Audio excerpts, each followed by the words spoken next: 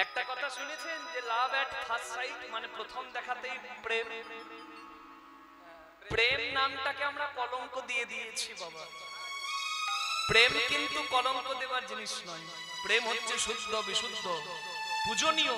ওই দেখুন রাধা গোবিন্দের প্রেম, যেখানে স্বার্থ নয়, যেখানে প্রেম পবিত্র, সেইখানে কিন্তু আমরা পুষ্প দিয়ে মাথাটা নামাই। বুঝতে পারছেন?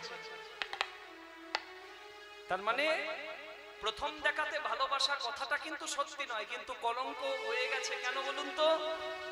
আপনারা ভালো করেই জানেন, বিয়ে বাড়িতে একটি সুন্দরী মেয়ে সাজুগুজু করেছে, ছেলেটি আর তর সইছে না। 5 মিনিট দেখেছে মা, একটা গোলাপ ফুল হাতে নিয়ে দাঁড়িয়ে গেছে, তুমি কি সুন্দর গো, আই লাভ ইউ।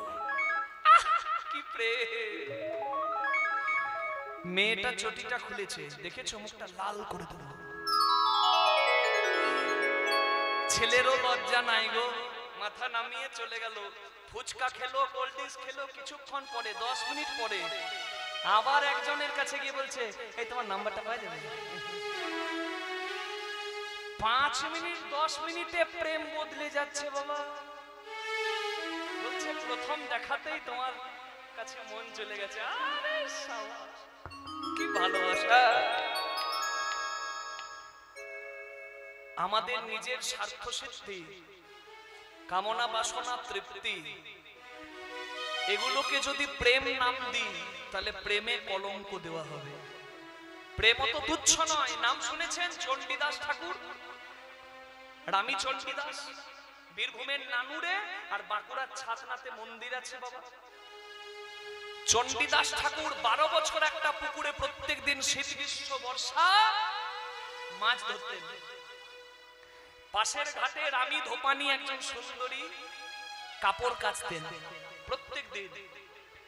12 বছর ধরে মাছ ধরলো বাবা, কোনোদিন মাছ পেল না। একদিন রামী ধোপানি 12 বছর পরে চণ্ডী ঠাকুরের কাছে গিয়ে বলছে, ঠাকুর, 12 বছর থেকে দেখছি তুমি মাছ ধরছো, কোনোদিন তো মাছ পেলে না, মাছ ধরতে জানো না? চণ্ডী ঠাকুর বলে, 12 বছর থেকে ছিপ ফেলেছিলাম, এই এতক্ষণে ঠোকর দিল। কি বুঝলেন? একবার মুখের একটা কথা শোনার জন্য 12টা বছর কাটিয়ে দিল শীত গ্রীষ্ম বর্ষা। কত ধৈর্য ছিল তার অন্তরে! বিল্লমঙ্গল ঠাকুর নিস্তারিণী চিন্তামণি পতিতার কাছে আসার জন্য পিতৃ শ্রাদ্ধের দিনে নদীতে বান এসেছে, মরাকে কাঠের ভেলা মনে করে নদী পার করে দিল। মরাকে ধরে সদার দিয়ে বাইজি পাড়া পতিতালয়ের উঁচু পাঁচির ডেঙ্গিয়ে দিল। সাপ ঝুলছিল গাছ থেকে, সাপটাকে দড়ি মনে করে ধরে উঠে দিয়েছে। পাঁচির ডেঙ্গিয়ে এসেছে। চিন্তা গো চিন্তা, তুমি তো জানো তোমাকে সারাদিনে একবার না দেখতে পেলে আমি থাকতে পারি না। আজ আমার বাবার শ্রাদ্ধের দিন, কিন্তু তাও আমি থাকতে পারলাম না। বাবার শ্রাদ্ধ তাড়াতাড়ি মিটিয়ে দিয়ে আমি তোমার কাছে চলে এলাম। সারাদিনে তোমাকে একবার না দেখলে আমার বড় কষ্ট হয়।